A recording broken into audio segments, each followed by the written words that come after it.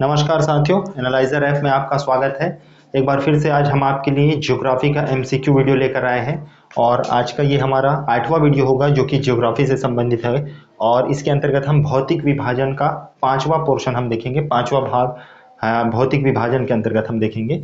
तो वीडियो को शुरू करने से पहले आपको एक छोटी सी जानकारी मैं देना चाहता हूँ। वो जानकारी है हमारे एनालाइजर ऐप के टेस्ट सीरीज से संबंधित। एनालाइजर ऐप के द्वारा सीजीपीएससी प्री टेस्ट सीरीज का आयोजन किया गया है, जिसमें 89 रुपए में आपको टेस्ट सीरीज प्रोवाइड किया जाएगा, जो कि अब तक की सबसे सस्ती टेस्ट सीरीज है। और अन्य जो टेस्ट सीरीज आपको मार्केट में अवेलेबल है, जो भी संस्थाओं के द्वारा चलाया जा रहा है, उन संस्थाओं से काफ़ी सस्ती टेस्ट सीरीज है, जिसमें पेपर 1 का कंप्लीट सेट आपको दिया जाएगा 89 रुपए में मात्र। इस टेस्ट सीरीज के बारे में मैं बताना चाहूँगा कि यहाँ पर आपको 2 टेस्ट सीरीज दिख रहे हैं। एक दिख रहा है आपको फुली डिस्क्राइब और एक है आपको नो डिस्क्रिप्शन। तो जो 89 रुपए वाला टेस्ट सीरीज है वो 21 पेपर उसके अंतर्गत होंगे और इस 21 पेपर में कोई भी डिस्क्रिप्शन नहीं होगा।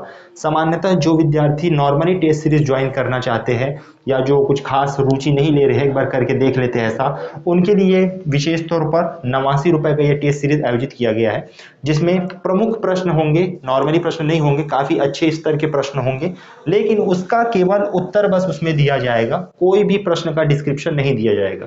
वहीं यदि आप मान के चलिए आप एक सीरियस कैंडिडेट है और बहुत अच्छे तरीके से सीजीपीएससी प्री के लिए कंसर्न है और काफ़ी अच्छे से अपनी तैयारी करना चाहते हैं, एग्ज़ाम क्रैक करना चाहते हैं, तो आपके लिए ये जो 26 टेस्ट पेपर का टेस्ट सीरीज़ है ये है, जिसका प्राइस जो है वो 1400 रुपये है।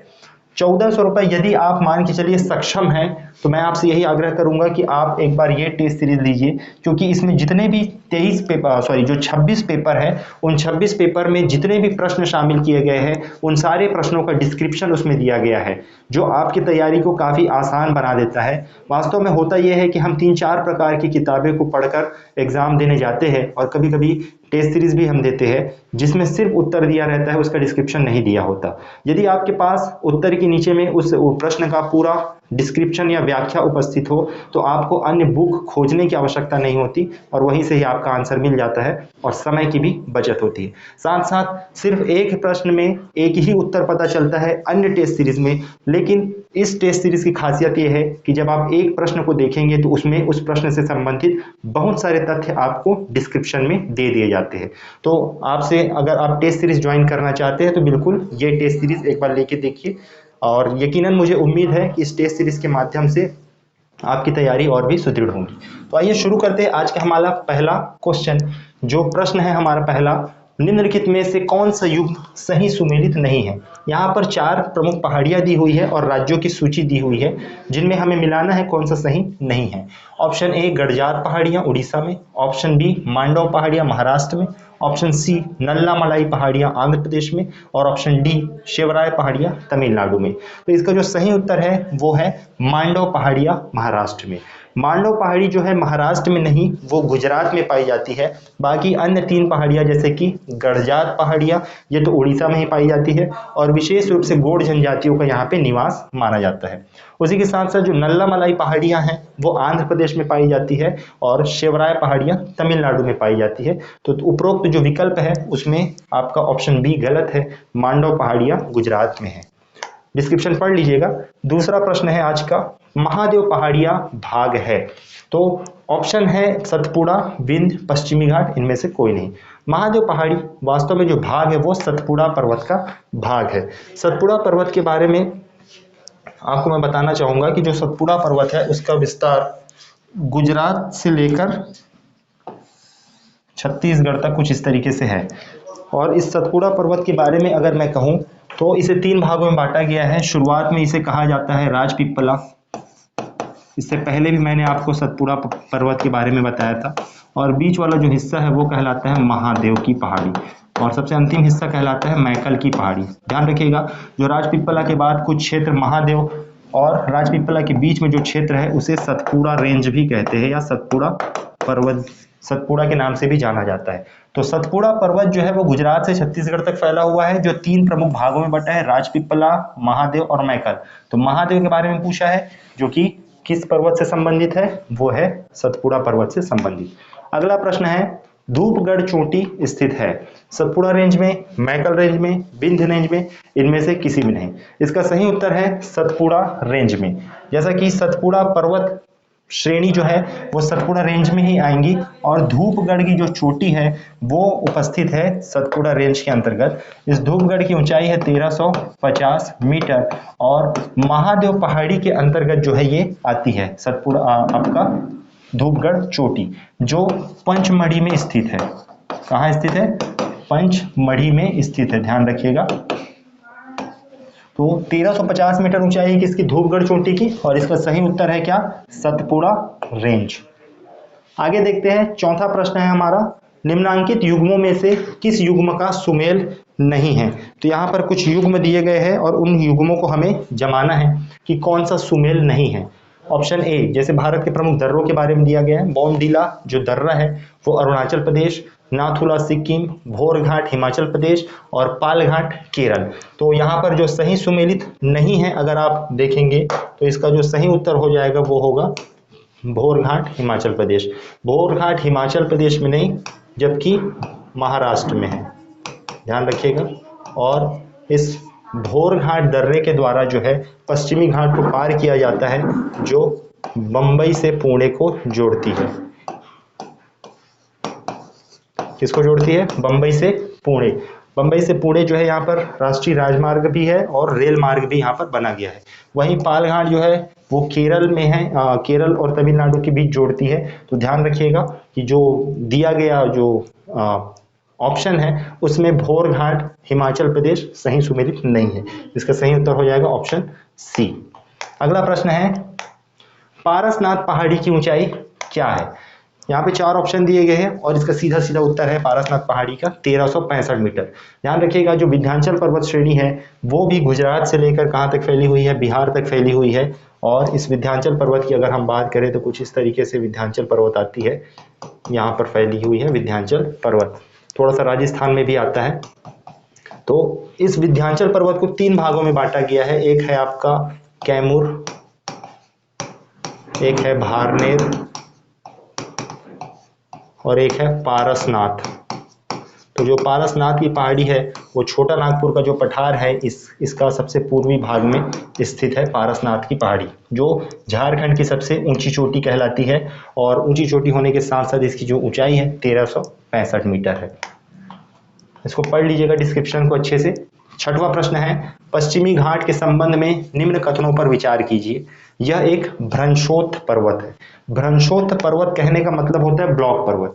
ब्लॉक पर्वत के बारे में मैंने आपको पहले ही समझाया था कि सतपुड़ा एक प्रकार का क्या है? ब्लॉक पर्वत है। उसी तरीके से पश्चिमी घाट भी एक प्रकार का क्या है? ब्लॉक पर्वत है। और ब्लॉक पर्वत कहने का मतलब होता है कि अपर्दित खड़ा कगार के रूप में समांतर श्रेणी में एक विस्तार हो जाना। जैसे कि मान के चलिए कोई पर्वत श्रेणी इस तरीके से विस्तारित है और इसके नीचे के जो टेक्टोनिक प्लेट है इनमें कुछ गति होती है और ये प्लेटें आपस में एक दूसरे से खिसक जाती है। तो ये पर्वत अब 2 भागों में विभाजित हो जाते हैं, जिनके बीच में रिफ्ट वैली या दरार घाटी या भ्रंश घाटी का निर्माण होता है। और सामान्यतः इन पर्वतों के जो ऊपरी भाग होते हैं वो क्या होते हैं? समांतर होते हैं। तो इस तरीके से 2 समानांतर पर्वतों का निर्माण हो जाता है। तो ठीक उसी प्रकार से अगर आप पश्चिमी घाट की आप बात करेंगे तो ये प्रायद्वीपीय पठार का अपर्दित खड़ा कगार है जो यहाँ पर इस तरीके से विद्यमान है, जो प्रायद्वीपीय पठार से अलग है। तो पहला जो ऑप्शन है भ्रंशोत्थ पर्वत है वो बिल्कुल सही है।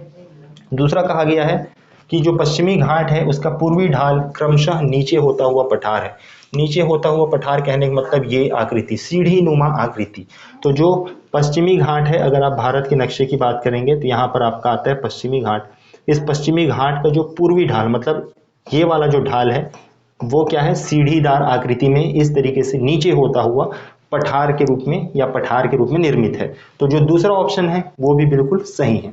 तीसरा कहा गया है उत्तरी खंड लावा बेसाल्ट से आच्छादित है। कहने का मतलब ये जो उत्तरी भाग है ये लावा बेसाल्ट से, लावा से क्या है? आच्छादित है। तो तीसरा ऑप्शन भी बिल्कुल सही है कि जो महाराष्ट्र वाला क्षेत्र है, या आप एक फैक्ट याद रख लीजिए 16 डिग्री जो अक्षांश रेखा है इसके ऊपर में जो आपका पश्चिमी घाट है वो बेसाल्ट युक्त लावे से क्या है? निर्मित चट्टान है, जिसके अपर्दन से काली मिट्टी का निर्माण होता है। तो यही एक कारण है कि महाराष्ट्र में सर्वाधिक मात्रा में काली मिट्टी या दक्कन ट्रैप का क्या पाया जाता है? जमाव पाया जाता है। तो दिए गए ऑप्शंस में से ये तीनों के तीनों क्या होते हैं, सही होते हैं। अगला प्रश्न है 7वां, कोडाई कनाल किस पहाड़ी में स्थित है? तो इसके बारे में मैंने पिछले वीडियो में भी एक दो बार मैंने चर्चा किया हुआ था। अगर आपको याद होगा तो बिल्कुल पता होगा कि ऑप्शन सी पालिनी की पहाड़ी जो है वो वहां कोडाई कनाल स्थित है। पालिनी की पहाड़ी जो है वो अनाईमुड़ी चोटी, जो कि अन्नामलाई पहाड़ी की सबसे ऊंची चोटी है, उस चोटी के उत्तर पूर्व में स्थित पालिनी की पहाड़ी है, जो कि तमिलनाडु के डिंडीगुल जिले में स्थित है। तो डिस्क्रिप्शन पढ़ लीजिएगा। आगे चलते हैं, 8वां प्रश्न है आज का, निम्नलिखित में से कौन सी पहाड़ियां राजस्थान में विंध्यन पर्वत श्रेणियों का विस्तार है? 4 ऑप्शन दिए गए हैं, मुकंदरा, डोरा, अलवर और गिरवा पर्वत। इनमें से कौन सी पहाड़ी है जो विंध्याचल पर्वत श्रेणियों का विस्तार माना जाता है? तो वो है मुकंदरा पहाड़ी, जो विंध्याचल का भाग है, राजस्थान में पाया जाता है। 9वां प्रश्न है, मध्य भारत में स्थित पहाड़ियों का पश्चिम से पूर्व निम्नलिखित में से कौन सा सही क्रम है? यहाँ पर आपको 4 ऑप्शन दिए गए हैं और इन 4 ऑप्शन में देखना है कि जो पश्चिम से पूर्व है, यानी कि इस दिशा से इस दिशा की ओर जो सही क्रम है उसमें कौन सा सही सुमेलित है। यहाँ पर एक है मैकल पर्वत श्रेणी, एक है सतपुड़ा पर्वत श्रेणी, एक है महादेव और एक है छोटा नागपुर श्रेणी। तो दिए गए ऑप्शंस में अगर आप देखेंगे तो सबसे पहला आता है सतपुड़ा, फिर उसके बाद आता है महादेव। ये सारे के सारे सतपुड़ा पर्वत श्रेणी की बात की गई है। यहाँ पर राजपीपला, उसके बाद सतपुड़ा, फिर महादेव। थोड़ी देर पहले मैंने आपको बताया था। महादेव के बाद आता है आपका मैकल, और मैकल के जस्ट बाद यानी छत्तीसगढ़ के उत्तर पूर्वी क्षेत्र में झारखंड में आता है आपका छोटा नागपुर। तो ये जो छोटा नागपुर है वो दिए गए ऑप्शंस में सही सुमेलित होता है, यानी तो सही आंसर है सतपुड़ा, महादेव, मैकल और छोटा नागपुर। अगला प्रश्न है, सतपुड़ा क्षेत्र में स्थित श्रेणियों में से पश्चिम से पूर्व की ओर उनकी स्थिति को दर्शाने वाला निम्नलिखित में से कौन सा सही क्रम है? तो यहाँ पर 3 प्रमुख चीजें दी हुई है, बड़वानी की पहाड़ियां, महादेव श्रेणी और मैकल श्रेणी। इसका सही उत्तर क्या है? तो आइए थोड़ा सा इसको मैप में देखते हैं। और हमको पता है कि सतपुड़ा पर्वत श्रेणी विशेष रूप से महाराष्ट्र में मध्य प्रदेश में फैली हुई है। तो मध्य प्रदेश का जो दक्षिण पश्चिम वाला हिस्सा है, यहाँ पर स्थित है आपका बड़वानी की पहाड़ियां। तो ये वाला क्षेत्र आ जाएगा कौन सा क्षेत्र? बड़वानी वाला क्षेत्र। इसके बाद आता है आपका महादेव, और फिर आता है आपका ये वाला, यहां से यहां तक मैकल। तो पश्चिम से पूर्व यानी कि इस दिशा से इस दिशा में आपको जमाना है, तो पहला बड़वानी, दूसरा महादेव और तीसरा मैकल। तो यहाँ पे जो दिए गए कूट है उनमें सही सुमेलित होता है क्या? ऑप्शन ए, बड़वानी की पहाड़ियां, महादेव और मैकल श्रेणी। इसी के साथ आज का हमारा ये वीडियो लेक्चर कंप्लीट होता है। और वीडियो लेक्चर में जाते जाते मैं आपसे ये बताऊंगा कि जो वीडियो क्लासेस है हमारे यहाँ एनालाइजर ऐप के जरिए, वो अभी इस पर काम किया जा रहा है। आगे चलकर आपको अन्य सारे विषयों के वीडियो भी यूट्यूब पे कुछ कुछ मिलते जाएंगे, लेकिन जो अधिकांश वीडियो है वो आपको एनालाइजर ऐप पे मिलेंगे, जिनके लिए आपको एनालाइजर ऐप डाउनलोड करना पड़ेगा। साथ साथ हमारे यहाँ करंट अफेयर्स और करंट अफेयर क्विज, डेली के करंट अफेयर अपडेट किए जा रहे हैं, और हमारे यहाँ टेस्ट सीरीज भी आयोजित किए जा रहे हैं। इस टेस्ट सीरीज के बारे में शुरू में भी मैंने बताया था कि फुली डिस्क्राइब टेस्ट सीरीज हमारे यहाँ आयोजित किए जाते हैं, जो कि काफ़ी डिमांडेबल है, और बहुत सारे डिमांड हमारे यहाँ बहुत सारे लोग जो है टेस्ट सीरीज से जुड़े हुए हैं। टेस्ट सीरीज के बारे में मैं बताना चाहता हूँ कि 2018-19 में 32 से अधिक प्रश्न जो है एग्जाम्स में पूछे गए, जो हमारे टेस्ट सीरीज में आए हुए थे, और वही 2019-20 में 46 से अधिक प्रश्न पूछे गए हैं एग्जाम में, जो हमने टेस्ट सीरीज में दिए गए थे। एनालाइजर ऐप से जुड़कर आप राज्य सेवा से संबंधित जो भी परीक्षाएं हैं या जो भी समस्याएं, उनका समाधान कर सकते हैं। धन्यवाद।